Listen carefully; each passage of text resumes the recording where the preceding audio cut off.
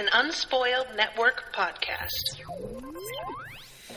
This is Spoil Me, covering Killing Eve, Season 1, Episode 1.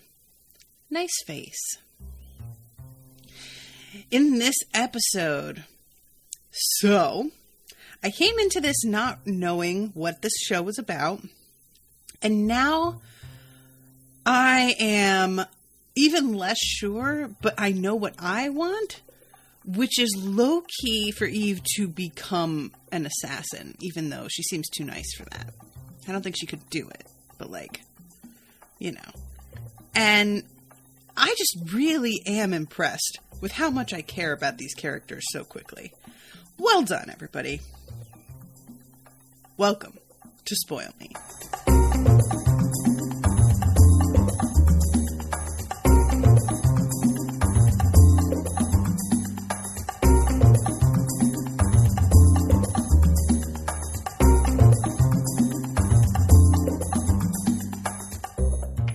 Welcome to the show, everybody. I am Natasha.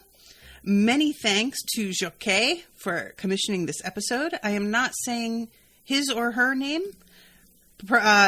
exactly right, but they said that was the closest of all the variety of ways that I pronounced it before we began. And I am really excited because when I told, and this is kind of like one of my gauges for a lot of things, when I told Rashawn that I was commissioned to do this, she freaked out and was super duper excited.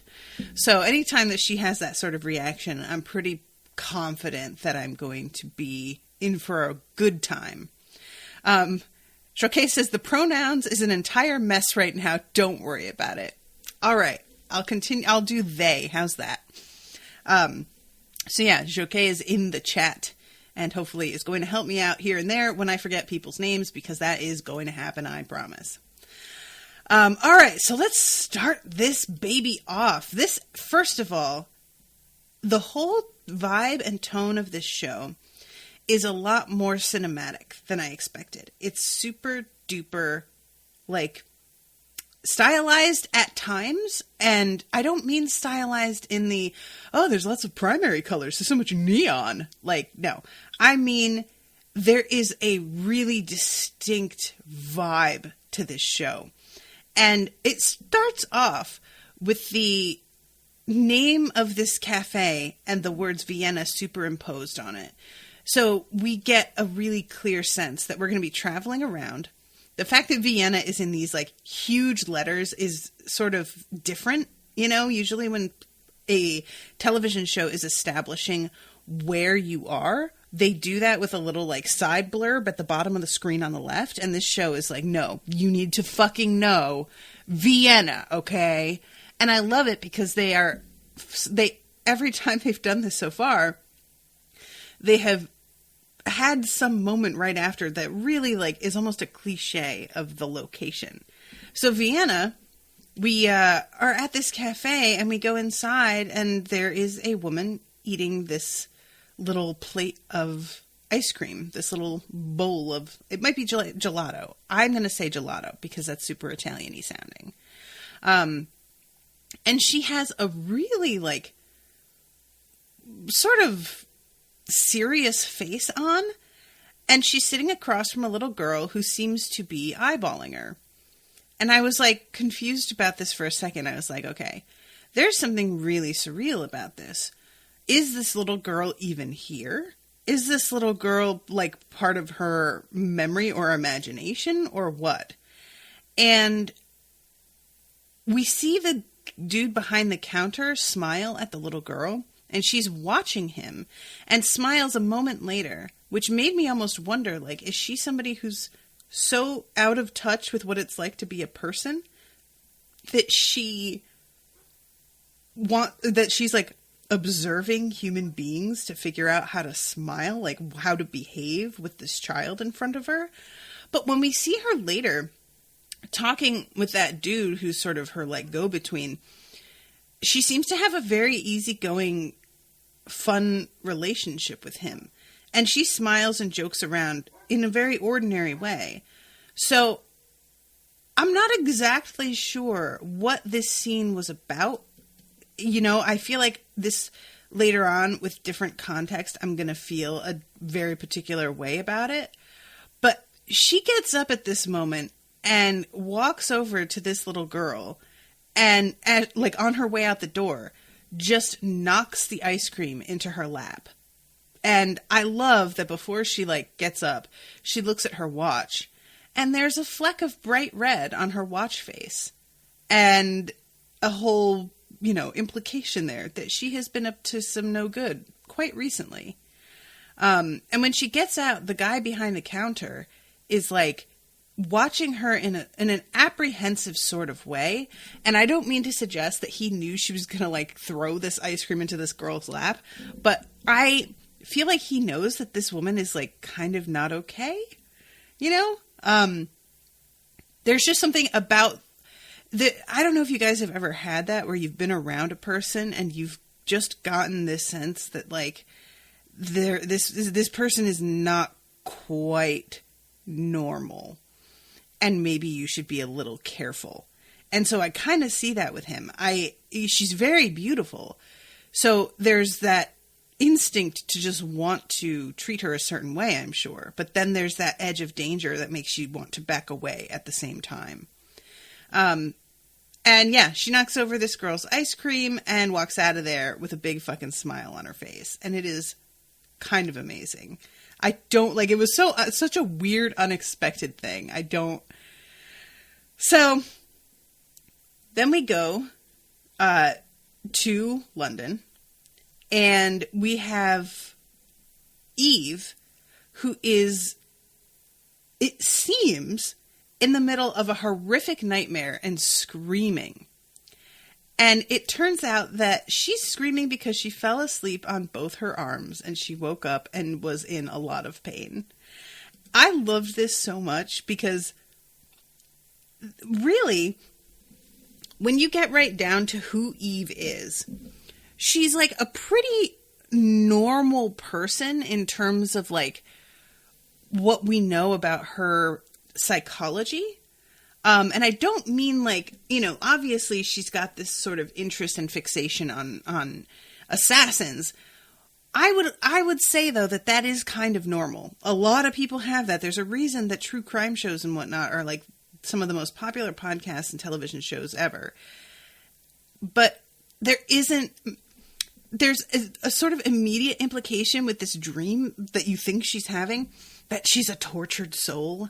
You know what I mean? Like, there are so many shows where there's detectives or there are people that are in positions in government who have these, like, sordid histories or they have trauma, you know, of some kind in their past. And so that's the first thing I thought was, of course, she's having some sort of horrible nightmare due to some trauma that she experienced. And I'm not trying to say that she hasn't got any, you know, I don't know this character that well, but it being, like, kind of undercut immediately by the fact that she just fell asleep and her arms are asleep is so fucking funny to me. Like, have you guys done this? I mean, I feel like everybody's done this, right? I have fallen asleep and woken up and literally thought that I had killed my arm. Like, my arm failed to move for almost a full minute after I was awake. It simply wouldn't move. And I really thought, I slept on it for so long that I cut off the blood supply and like killed the cells, and my arm now will have to be amputated. Like, there was that immediate half asleep, like, panic. And this moment with her husband, who is just so confused as to how she could have been that dramatic about essentially nothing, is so funny. I love it so much. This is a great introduction to both of them. And is her husband's name Owen? Because that's my man's name. So I'm thinking that that's why it's stuck in my head. But we find out later that he is Polish. And there is a couple of times this episode where he is able to like help her out with something. But it turns out she's not supposed to be doing this. So she has to basically sprint to work. She had been at a party the night before for someone's birthday, and everybody is absolutely hungover. it had been a Friday night, and I don't think that they were like that they normally come in on Saturday, or that they were expecting to come in on Saturday. But when she gets in, her coworker, whose name I'm trying to find, is that Elena?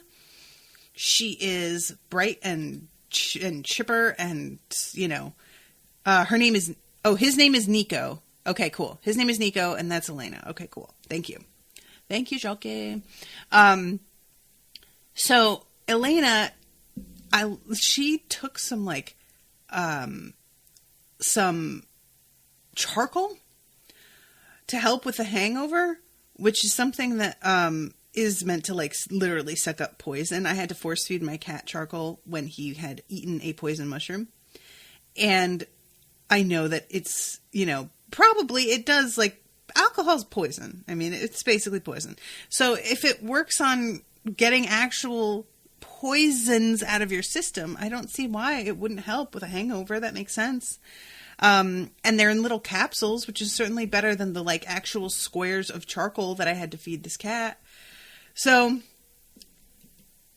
there's this whole bit before she goes into this meeting with this croissant that she wanted. And again, guys, this influenced me. I watched this episode. I had about a half-hour break between this and starting the recording. And I left and went to Starbucks and got a latte and a chocolate croissant because I fucking needed it after watching that. They just made that look so good. So it turns out, Elena did get her a croissant, and she brings it into this meeting, and she's late. And so she's already made a not great impression. Plus, she has this croissant that she's desperate to eat because she's she's in a state. She's so hungover, she's so tired, and she's hungry, and she just and her trying to eat this thing from this very noisy paper bag while the meeting is getting started. I love moments like this. This is life, baby cakes. So it turns out that they are here because someone was murdered in Vienna. And, we start off this episode in Vienna, so we figure that the person that we saw, who had the bit of blood on the face of her watch, was the person who committed this murder.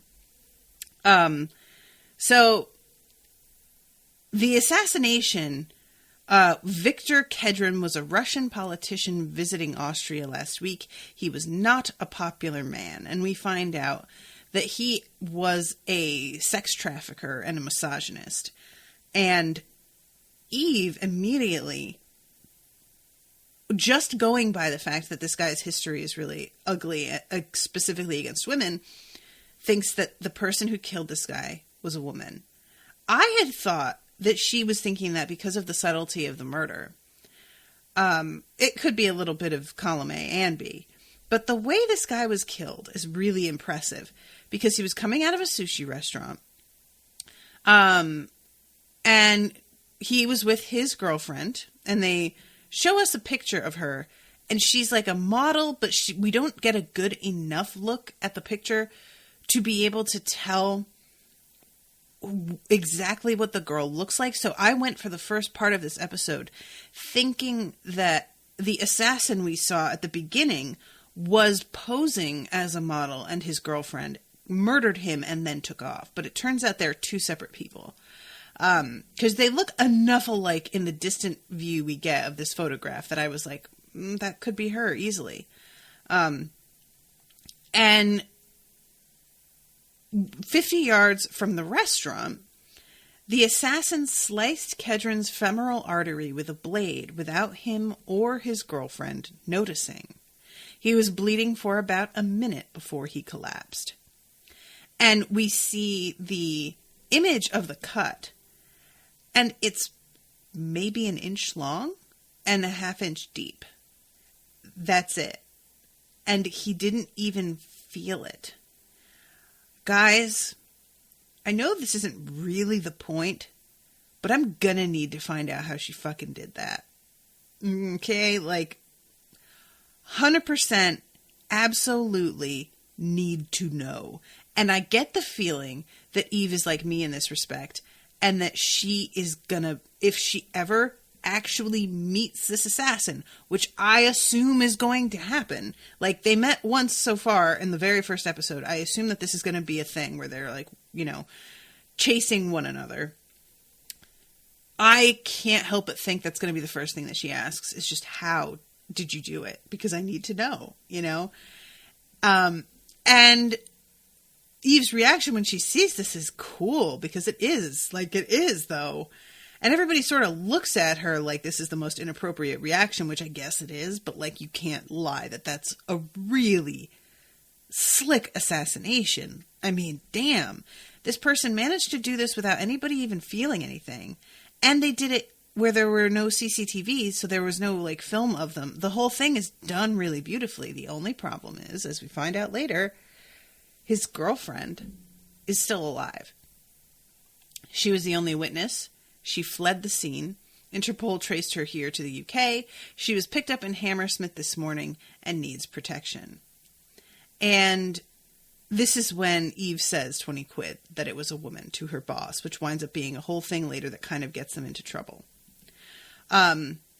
So this, like, whole thing is, it's basically just Eve's job to protect this girl.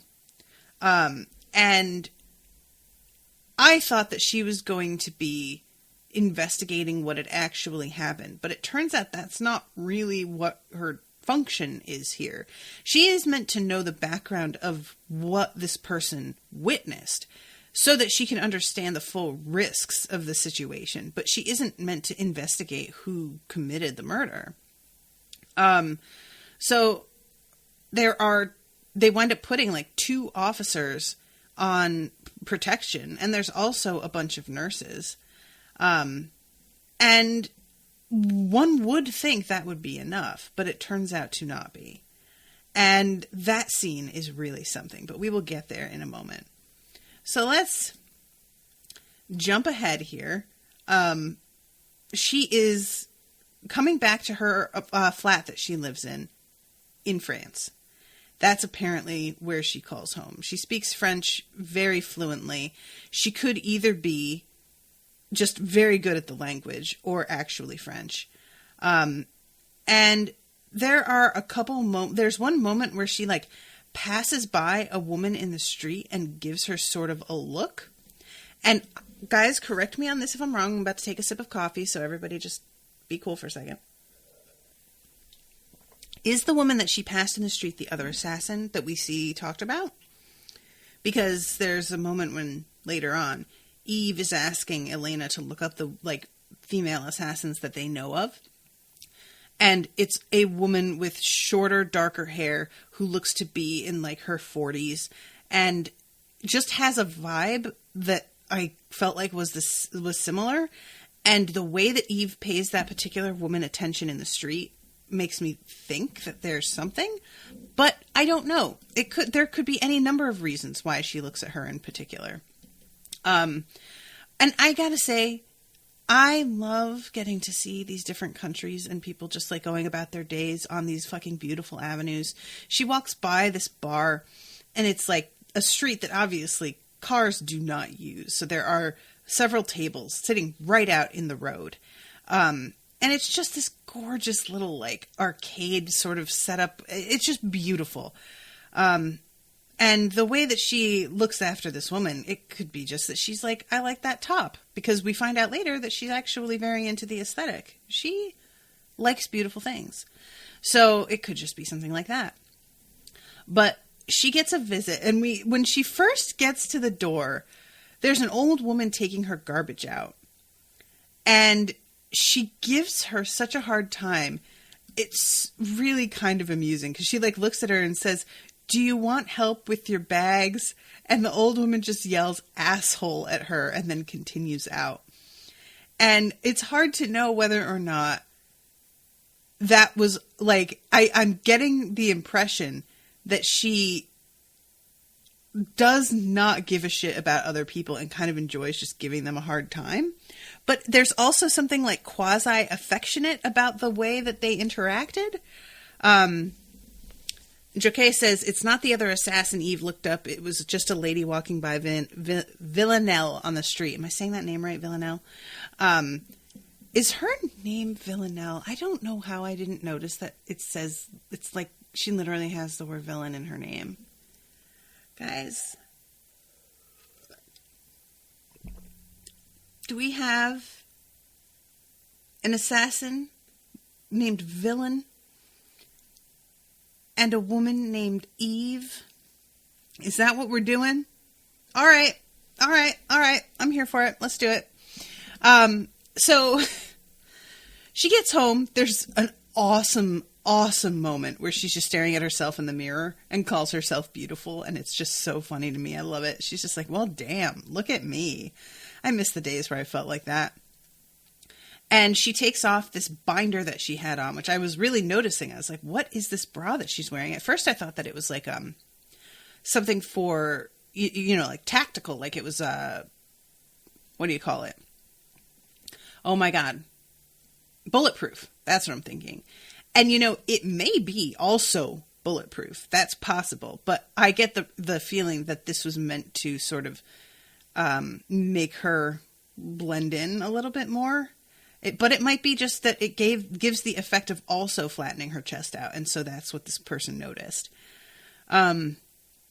So she powders her face really heavily with white powder. It's such an interesting moment because I did not know what she was doing. At this time, first watching it, which you guys can watch me watching it if you like on Facebook, I thought still that she was posing as that guy's girlfriend.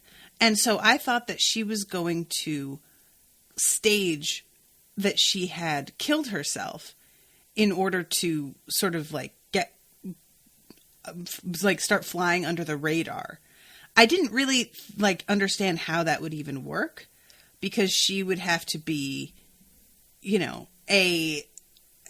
going to collect the body. This is an actual government agency that was looking for her, and they had just said that they picked her up. So I was like, did they pick up the wrong person? I was all so mixed up.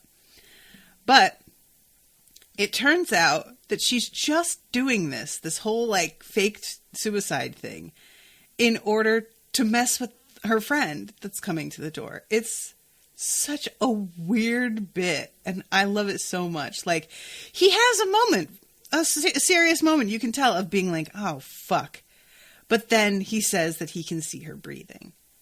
And it's just sort of weirdly cute that this is the way that they're joking around with each other, is faking suicide. The whole thing is so weird, but endearing in its way. I don't know. I just enjoyed this. So, this guy, what's his name? He is amusing. I enjoy him. He's sort of the Constantine. Thank you, Jockey. Rashawn's here. What's up? This dude is the, as I said, sort of go-between, the messenger that gives her new assignments. And the way they give her those assignments is an address on the back of a postcard. And I guess she has a password because we see her signing into this database later where she is looking up the photos of her next target. So I don't know if there's actually an address on the postcard that's meant to be where she's supposed to head, or if they just write I'm trying to see. I can't tell, but there's a password on it, and that's what she uses to sign in. And that's where the title for this episode comes from. The episode's called Nice Face. And this dude is the one that she looks at and says, nice face. And when we see him with his family a little bit later, he does seem like a very likable person. Now, obviously, he's also somebody that seems to be fine with accepting a human woman as a birthday present. So I don't know about that, but I guess, as long as she's fucking a willing sex worker and not a victim of sex trafficking like the Russian dude who was killed. So I'll get to her killing that dude with her magical hairpin in a second, but let's go back to Eve, because she is at work and she's just sort of thinking over the fact that she's so sure that this is a woman, and obviously really, like, low-key enraptured by this whole idea that's roaming around in her head. And when she finds out a little bit later that they have found CCTV and that it was not a woman, she is not really willing to believe it, especially because the guy who's reporting this to her hasn't seen the CCTV footage himself. He basically is like, you know, taking it on faith that this is what happened.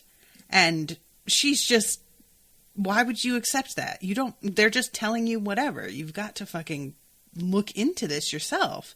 And essentially later on calls him lazy. And I kind of love that she just straight up fucking said that. And he doesn't even seem to be really offended by it. He's just irritated, you know? It's the way that you get when you're called out because you were doing that exact shit that somebody just said you were doing. Because nobody wants to hear that. Nobody wants somebody telling them about themselves. Who likes that? Nobody. Nobody. If you do like that, may I suggest the app Pattern for your entertainment, because it will tell you all about yourself and you won't like it, and you'll start to take it back that you ever wanted to hear anything true about who you are. Just FYI. So she is talking with Elena at the office and hears that this woman, you know, is being questioned. And she says that she's going to head down there, which is not actually supposed to be what she does. We find out later. At this time, I did not have a good enough sense of her role here. I could tell from her behavior that she was doing something shady, but I was not entirely sure what she was doing that was like beyond the pale. And as it turns out, she's not supposed to be involved with this woman's interrogation, and she's sure as fuck not supposed to be recording the interrogation and taking it out of the building, because goddamn, yeah, that's a fucking problem. So this woman that they are interviewing, this witness, is speaking Polish with some really, like, new slang. This is because they have this Polish translator there, this older woman. She looks like she's probably like 70 years old. And, you know, think about it. I never really considered, but like, if you are bringing in some French woman to, or like, well, let's say, okay, how about this? We need somebody who's going to translate English. And they bring in somebody who works the streets, like from The Wire, where they're throwing around all these kinds of this jargon and slang and code sort of speak. It's like my mom listening to rap, you know, like you don't know what the fuck they're even saying. It doesn't, none of this is words. What are you talking about? Like, and so this poor woman who's been brought in to translate this whole thing is just saying she's unintelligible. And once she gets this recording to somebody younger, then they are able to actually, you know, discover what she was saying. But the person that's here, that they officially have sanctioned and background checked and whatnot to do these translations, is not somebody who is familiar with the way that she's speaking. Which honestly, like, don't you think that's sort of a problem? Like, you're not going to be, most of the time, when you are trying to translate a witness or somebody involved in like an underworld, you're usually going to need to know lingo and slang. So wouldn't you want to educate your translators? Wouldn't you want to make sure that they were up on all that kind of parlance? I feel like that's sort of a failure on the part of whomever is in charge of getting translators. But yeah, and this bitch is like, they say at one point that she's like really high, or she could be just really, really drunk, but she looks terrible. I feel like high is probably, at one point Eve asks, does anybody speak heroin Polish? And I was like, oh, okay, that would make sense, because she's got that pasty, sweaty sort of look, but like the dark circles around her eyes. And I was like, oh, okay, that's what it is. And when Eve asks her, did you get a look at who killed the guy or who it was that passed you? She says something nobody can translate until Eve goes to her husband and this young kid where they work. And I'll get to that in a second. And they say that she said the person was flat as a board, flat chested. And, considering what she herself is wearing, because like, I didn't think that Villanelle, I didn't think that Villanelle looked totally flat chested, even though she was wearing that thing. But this bitch is wearing some like amazing gear. Like she's got her tits hiked up to her chin and this like top that has the cutout in the front so that you can really see her cleavage. So then I realized like, okay, her opinion on what flat chested is just going to be coming from an entirely different place than what I think when I think that word. So, all right, she goes on to, and it looks like it's a bar that people are all playing poker at. And I don't know what this is. Like, if this is something that's, sanctioned or back room, like kind of like low key, not really legal, because like, you know, in the United States, having gambling that isn't in a casino is not allowed. I don't know how that works in the UK. I don't know if this is actual real gambling or if it's just like, because there's a lot of older people. So I don't know if it's actually just people who are here like to kill time and are unemployed or on Social Security or whatever. Joke says, Joke mentioned the heroin Polish thing. Also says they're playing bridge, I think, something Nico arranges on his spare time. Oh, that's cute. That's nice. Just arranging some like little dealies bridge is one of those things that like part of me wants to know how to play, but another part of me doesn't want to like learn. Like it just seems like such a pain. But yeah, this is when she gets the translation.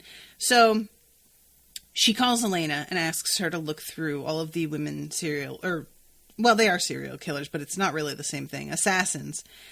And there is nobody that really matches the description that she's talking about. And this kind of excites her because she realizes that this means that maybe there's somebody new on the scene. So then we go to the assassination in Tuscany, and we see Villanelle eating this bruschetta. Guys, do I need to become an assassin? Is that what has to happen for me to fucking live like this? Like, Rashawn was here recently. Rashawn was here visiting. Rashawn, you know how I like to live. It's part of why I'm fat, is that I like living like that. I like to be somewhere beautiful and eat something wonderful and just fucking enjoy my life. And I don't see this happening for me. I don't see myself getting to go to Italy and sit on a hill looking down upon a vineyard in the Italian sun with my bicycle that I rented for the day, in my beautiful silk blouse, eating bruschetta as I become sun-kissed and glowing. This is not what my life is going to be. And I'm mad about it. I am bitter. So this bitch is standing here surveying this home that she has to invade. And she's doing this during a party because she is going to blend in more easily if there are guests there. So she has a moped, my bad, or a motorcycle, but I'm going to say it's a moped because this is Italy. She manages to like sneak onto the property shockingly easily, despite there being security here. Like there are two dudes that are down there in suits that clearly are meant to be kind of like having this guy's back and do not do so. And she gets into the house, climbs up the fucking wall, and goes through all of this, like, there's this moment where one of the guys sees that the door is open to this wardrobe that she was looking through, and I couldn't figure out why she was looking through this at all. But it turns out she needed something to wear. She showed up in this like light blouse, jean shorts, and hiking boots, and this is not going to work for like getting into the party. So she hides inside of a suitcase real quick while security is looking through the room suspiciously, feeling like something is off. Then manages to get out again of this suitcase. I don't know how she got in there. The dude who's on security that wandered around, by the way, is very attractive and wearing a pretty killer outfit. That silk jacket that he has on is just gorgeous. And she winds up taking, and that explains also why she looked so annoyed when she opened up the wardrobe, because she wanted something cute, and there is not a whole lot to choose from. It's lucky that there's even something that she can fit in at all, to be honest. And she comes down and she's got this sort of like pale blue gown on. And I'm assuming she's still got her boots on underneath, but it's somewhat long, so she observes this whole interaction between the guy that she is meant to kill and what I think is his grandson. And this kid comes and hits him with a water pistol. And in response, Grandpa pulls a bottle of champagne out of one of those like chill buckets full of ice and dumps the whole bucket over the kid's head. And the kid is very mad. And he runs away and says, "You're horrible and I will get you back," and runs into the house. I can't help but laugh because, like, have you ever had that happen as a kid where you're playing with an adult and then you start to realize that you, like, might have bit off more than you can chew? Like, that moment of him just being like, "Oh, you want to play, young man? Then let's do this." And dumping a fucking bucket of ice water over his head. Yikes, Grandpa. Just chill, okay? Pun intended. So she takes this opportunity and follows that kid inside and acts like she is going to be doing something to sort of play a joke on the grandfather with his help.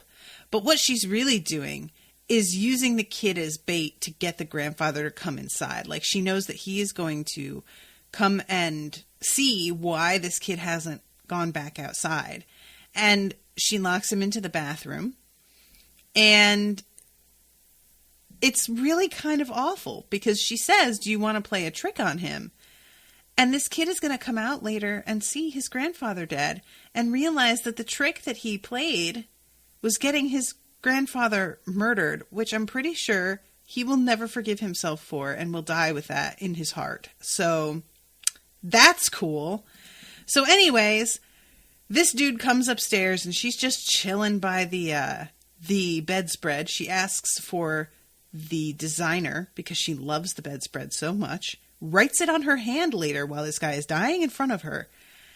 And she tells him that her name is Sylvia Morel. Now, I'm very curious because it's certainly possible she told him her real name. Why would she care? He's about to die. Who needs to know? Or she could have just said whatever because it doesn't matter. But I really want to know whether or not this is it or not. And she says that she has been sent to him. And of course, he thinks that this is, a birthday gift. And he reaches up to her hair and says, "You are beautiful." And she stops him and says, "You should really ask before you touch a person." And he looks sort of confused by this, but also like, okay, if this is how you want to play this, I can do that. And he's like, obviously assuming that this is part of how she operates as a sex worker or part of a kink or a game or a role play thing, whatever. And then she pulls the pin out of her hair. And, for the moment, it just looks like she's taking her hair down. And then she jams that pin into his eye and depresses the plunger, injecting him with God knows what chemical, so that he basically goes stiff he doesn't just fall to the ground. He doesn't try and fight back. It's like he has been paralyzed somehow by whatever is in that needle. And when the camera turns, she is walking away from him. And next to her in the frame is what looks to me like a Caravaggio, because it's all like black shadows and pale light, of someone on their knees, like they have their arms tied behind their back. And it's a really clear sort of, reference to his position here, because he falls to his knees. She comes up to him and she takes this pen, and I 100% thought she needed the symmetry and that she was about to plunge this pen into his other eye. But no, she just writes down the name of the designer because she doesn't want to forget it. And this little kid in the bathroom says, "Grandpa, I'm going to come out." And does she say or do anything to stop him? No. She just stands there and holds this man's head and looks into his eyes as he dies, and looks like she maybe had an orgasm, watching the life flee from his body. She just has this like ecstatic expression and a sort of dazed happiness as she walks out of there. And it is so, so, so unnerving. Oh my God. So that's that. We go to Eve. Guys, what is Eve doing? I'll tell you what she's doing. This bitch is carving up her leg. She got a knife. She's reading about the femoral artery and how you like access it and how hard you would need to press. And she has a fucking knife and she has dug it into her thigh. Meanwhile, her husband swings out of the kitchen with a glass of wine and sees the picture of the murder. And he says something like, "Jesus, that's awful." And because she says all that from a tiny puncture. And he says that's awful, and she says impressive at the same time, and sort of has to backtrack and be like, "Oh yeah, and also awful." Later on, is it Bill that she's talking to who is like, "I think your husband is boring you"? It feels a little that way. Now, this is the thing, and I don't know what's going to happen here with this show and with her relationship. But it's really easy to be like, oh, he thinks different things about certain situations, so he doesn't get her. But then he says things about how she should have been a spy. And it seems like he does get her. Like, he seems to understand, despite thinking about someone's death in a totally different way than she does. It's not like he judges her for that. It's just sort of a thing that he notices. That, wow, you really do have a whole different way of looking at all this, don't you? I don't feel like he's mad about it. I don't feel like he thinks she's creepy. But I think she thinks he thinks that about her. I think she's a little self-conscious. I don't know. It's, he had to know this about her. She has to have some faith that he isn't being too judgmental, or she wouldn't have married him, unless this is like a sort of a newer development. I don't know what she was doing for a living before they got together.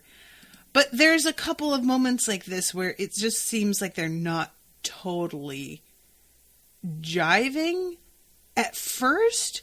And then it seems like maybe they are after all. And I'm going very back and forth with it. So she asks him, "How would you kill me if you had to?" And he says, oh, you know what, though? She doesn't actually say if you had to. She says if you could, which I feel like is significant. And he says he would push her down the stairs, to which she scoffs. And is like, come on, really? They would immediately know. Stop it. They would come for you right away. And he asks, well, how would you do it? And she says, because she's really unhappy that he says, maybe I'd flatter you to death. That she just looks at him like she's frustrated he won't actually play this game with her. I'd paralyze you with saxitoxin and suffocate you in your sleep. Now, guys, correct me if I'm wrong. Is saxitoxin the thing that was just used to paralyze that one guy? Like one scene ago? Was she just saying a thing that it turns out Villanelle is already doing? Are they soulmates? Is that what's happening? Is that what we're doing? Are they like completely meant for each other? Are they the OTP of the show? Oh. So then she says, I would chop you into the smallest bits I could manage, boil you down, put you in a blender, then take you to work in a flask and flush you down a restaurant toilet. And he says, you've really thought about that. But he doesn't say it in like a, I'm very, very concerned for my safety. He's just like, all right, weirdo. So again, moments like this where I'm just kind of like, maybe they're all right together. Maybe this is good. I don't know. But can we just talk about her plan? Because look, she says it's smart. I don't think it's smart. First of all, you're chopping him up, you're boiling him, you're putting him in a blender, then you're putting him in a flask. You are leaving too much DNA all over the goddamn place. You would then have to dispose of the thing you used to chop him up. You'd have to make sure the place that you chopped him up was totally sterile afterwards, which good luck. You would have to dispose of the pot that you boiled him in, which you'd have to do either in batches, which is messy as fuck and takes forever, or you would have to get a giant pot, which that's going to look weird on your Amazon history, and then blend each of those guys. A blender holds like a quart, 2 quarts if you get a like good one. If you go and try and use like a restaurant quality high capacity blender, maybe like a couple gallons, that would take forever. And then she says, and then I'd bring you in to work in a flask and pour you down a restaurant toilet. How much do you think this motherfucker's going to boil down to that you can carry his whole body around in a flask? That's nonsense. That would not happen. None of that is physically going to work out. It's going to take you a week to dispose of him that way. And you're going to leave a trail of blood behind you, a mile wide. They find, like, how are you going to keep your kitchen clean? I got news for you guys. The amount of, like, spatter that occurs when you're just trying to roast a chicken, there is salmonella all over the damn place. All over it. Especially if you are a psycho who washes your chickens before you cook them. And yes, Rashawn, I am looking at you. It's even worse. So I don't know what she's talking about with this entire plan, but she would need to rent a commercial kitchen. And if she's never done that before, her husband turns up missing, and then she has a commercial kitchen rental on her credit card history, I feel like that's going to be a little bit of a red flag. So this is all treated as if she's just got this genius idea. It's not. It's a bad idea. If you're going to paralyze him, if you do it somewhere, like, you know what's a good thing? You can paralyze him right before you both jump out of an airplane because you really wanted to go skydiving. And he's paralyzed in midair. He can't pull his thing so that it seems like, oh, the parachute just didn't work. Oh, what a tragic accident. When in fact, he simply could not grab it. And then he's spattered into so many pieces and I would assume the parachute is broken beyond repair that they wouldn't necessarily be able to tell whether there was a malfunction or not. Similar thing. And you wouldn't even have to like have the know-how to like fuck with somebody's parachute beforehand. And he would trust you. So you could be able to get right up next to him with that syringe. That's like, you do something where the paralysis leads to something so catastrophic that they would not even do an autopsy afterwards because they wouldn't need to, because the cause of death seems so obvious.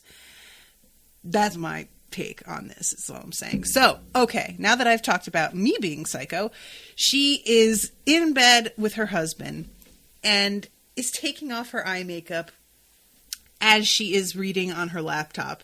I kind of like this because it's like the bare minimum of skincare that she's doing, and he's sort of like eyeballing her because she's leaving all of these like swabs on the nightstand, and he sort of has to remind her to like throw that shit in the trash, please. Nicholas says, I know it's wrong, but that chicken must be washed and rubbed with lemon. Y'all are wrong. Listen, I'm not going to talk about this with you. So then she turns the light back on, turns over and asks him if he wants to have sex. And he's like, okay. And I like this because I feel like there is a sort of resistance in media of showing what it's like to have sex when you are an established couple that has been together a long time. And the just question, do you want to have sex, seems so like silly if you are a romantic who has not been in a long-term relationship, but this is what it's like. You have to be like, hey, so do you want to have sex tonight? Can we arrange this? Like, it has to be planned out. And one would think that, you know, you're together all the time. You can have sex whenever you want, but you're together all the time and both of you are working and you're tired and I'm sweaty and I just cooked all night, or I have to do this in the morning. And like, this sort of thing is how it works. But then she gets distracted as she's talking to him about the whole thing with the CCTV. And essentially that whole thing falls apart. She forgets about the sex, then brings it up again. And he's like, don't worry about it. I'm actually really tired. So then we go back to the apartment in, is it Paris? Is she actually in Paris, or is she just in somewhere in France? I think it's Paris though, right? She is talking to, what is the name of this guy? Constantine? And he is discussing with her the way that she has chosen to operate. He says that the first dude who was found assassinated, it was done very well. She did the murder well. There was no CCTV to spot her. However, the guy's girlfriend got away. So that's a fucking problem. Basically, you're going to need to go clean up your loose ends. And he's speaking for this group of people who is sending him to her to take care of these things. And he says, we need to make sure that we get to this girl and kill her before she is questioned. And I kind of love the fact that Villanelle interrupts this, like, kind of reprimand that he's giving her with asking whether or not he got a haircut. And when he says yes, she doesn't say, like, it looks good. She just goes, completely undercutting his power in that moment. Like, just the shift in power in just that one sentence is tangible. It's amazing. Note to self, if I'm ever in a moment where I'm about to get, like, I'm just going to say some shit like that, because I would be fucking distracted if I was in the middle of yelling at somebody and they were like, did you get a haircut? And then they didn't say that they liked it. I would just be so fucking self-conscious about it. So that's a brilliant stroke. But yeah, keep the job tidy. Your fancy hairpin is all over the press. She says, don't worry, I got another one. And he says, it's not funny. And stares at her. And there's this whole, like, he says they might catch you. And she says, no, they won't. And he says, well, they might. And she insists, no, they won't. Showing us that she has gotten a little bit cocky about this whole thing. And also, as we find out later, she is not a fan of being reprimanded. She doesn't like being told how to do her job.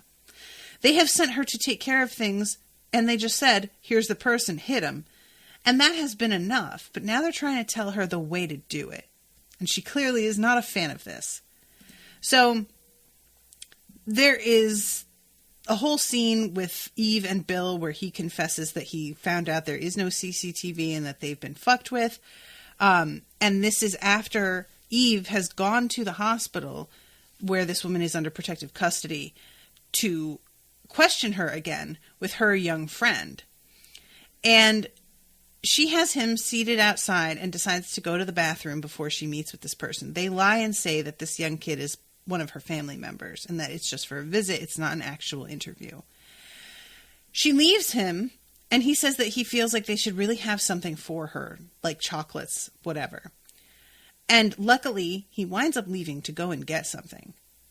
Meanwhile, she is in the bathroom and Villanelle, in hospital scrubs, comes out of the bathroom stall behind her because there's only one that is actually functional. The other one has a out of order sign on it. So she has to wait for the stall that's, available. Villanelle comes out and really watches her as she's putting her hair half up, taking it down again, just trying to decide how to wear her hair. As somebody with big, thick, curly hair, I can relate. And she turns and looks at Villanelle and says, "Are you all right?" And Villanelle looks straight up spooked. There is something really, really weird here. I don't know if this is because Villanelle is about to have to assassinate a woman. We haven't seen her have to kill a woman. It's been fine so far. But she seems like she's not excited about this job. And it seems like she almost recognizes Eve, even though I don't really think so. But there's something about the way she looks at her that feels like familiar. And she starts to walk out, and then she stops and says, "Wear it down." And she has this like quasi-tearful look before she says it. And Eve takes that feedback, decides to do that, wears it down. And that's when she's on the toilet and she gets the call from Bill that there was no CCTV. Watch out for this girl. And she leaves the bathroom and comes back to the room. And on the way, it's obvious that some shit is very, very wrong because there are no people at the desks when she walks out. It's a real spooky scene. I thought this was like set up really, really well because there's no other people in the like rooms. The reception area is completely empty. She doesn't see any other nurses walking around or hear any other voices. And then she just sees the feet of the officer that had been posted outside the room sticking out. And when she comes around the corner, it's clear there was a fucking massacre. And he has been killed. One of the nurses has been killed. The other officer on duty has been killed. And the woman in the bed has been killed. And I thought that her friend was out there also and that he had been killed, the young kid. But he had been somewhere else and is okay. And I'm wondering, like, why did he get up and leave? Was he told to get up and leave by Villanelle? Did she say, "Hey, can you get me a cup of coffee," and send him off? It doesn't feel like if she killed the nurse and these two officers that she would have a problem killing that kid too. But there was clearly something about this whole, like, this whole job that she did not like. So I am, first of all, I want to say, I love Sandra Oh's acting in this scene when she discovers these bodies. Because I have watched a lot of shows where people find bodies or come upon crime scenes, and inevitably there's this like stand still and scream thing that people do. And I don't believe that would be how most people would react. I could see screaming for plenty of people, but for a lot of us, there's a sort of, I would think, an unreality that comes over you. So her constantly just like chanting, no, no, no, no, no, no, no, no, no, no, no, no, no to herself. That is what I think I would do. Or I would go completely silent and just completely fall apart, but with very little sound happening. I don't believe I would scream if I found a body. I think that I would go into shock and not be able to talk for like a day. And her acting and her panic here is really something. So she winds up getting fired because this person was under her care. She was supposed to be watching out for them. She also recorded that interview and took it out of the whole thing is real, real bad. And her boss also gets fired, Bill. And this whole thing is a complete disaster. And the guy who fires them is such a dick, although he does have cheekbones for days. And it turns out that she has gotten the attention of Aunt Petunia. I don't know her character's name, but Aunt Petunia comes at her when she is at home and basically is like, so, if you're right about this, which we all seem to think that you are because you're really picking up on some things, this is the work of somebody that we have seen committing a bunch of other murders, and it feels to us like she has gotten to the point where she has started showing off. I'm going to read the line. We think she's been operating for 2 years across 10 countries. She's highly skilled. as yet untraceable, and frankly, she's starting to show off. And it becomes very clear that she is offering Eve a job that is going to be under the table. Like, she's going to have to make it seem to her husband like she's having an affair so that he does not pick up on the fact that she is actually a secret agent, because that's what's happening here. Joke says, Aunt Petunia equals Carolyn Martins. All right, Carolyn. Nicola says, Villanelle and Constantine have a twisted father-daughter dynamic, and her and Eve are obsessed with each other immediately. Yeah, it's a weird moment. Like, I just wish I could understand what it was that made her look at her that way at that moment. Like, it's one thing to feel drawn to somebody, but it's another thing to literally stand and stare at them. It's strange. But this ends with her being, like, told to meet Carolyn at the Purple Penguin for breakfast on Thursday. And this is exactly what she wanted. When her husband told her that he thought she should be a spy, she was like, thank you, yes. Very excited that somebody actually gets her, you know. So, all right, Eve, bring it. Let's see what you got, girl. I am very excited about this. I don't remember when the next episode is commissioned for, but or if it has been commissioned. I'll check the Airtable right now just to double check. But I didn't realize that this was a BBC show either. And, you know, knowing that as well changes things, because that is just so very high quality. When BBC does stuff, they do stuff. You know what I'm saying? Okay. So yeah, the second episode has not yet been commissioned. So anybody who's listening who wants me to do more of this, go ahead and get on that, pick that up. But yeah, thank you, Joke, for getting this one rolling and for making it a live watch, because it's really fun to watch with everybody, especially something like this that a lot of folks sounded very excited that I was covering.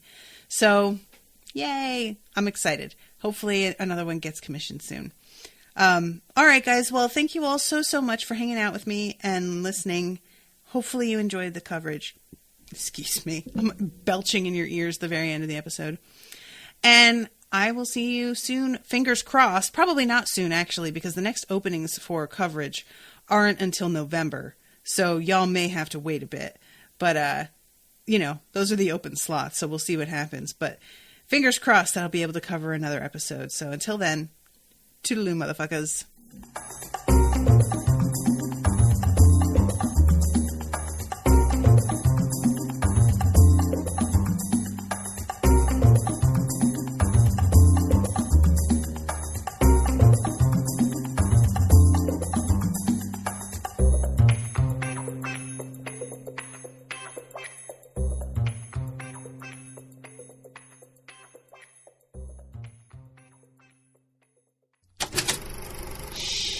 That was an Unspoiled Network podcast.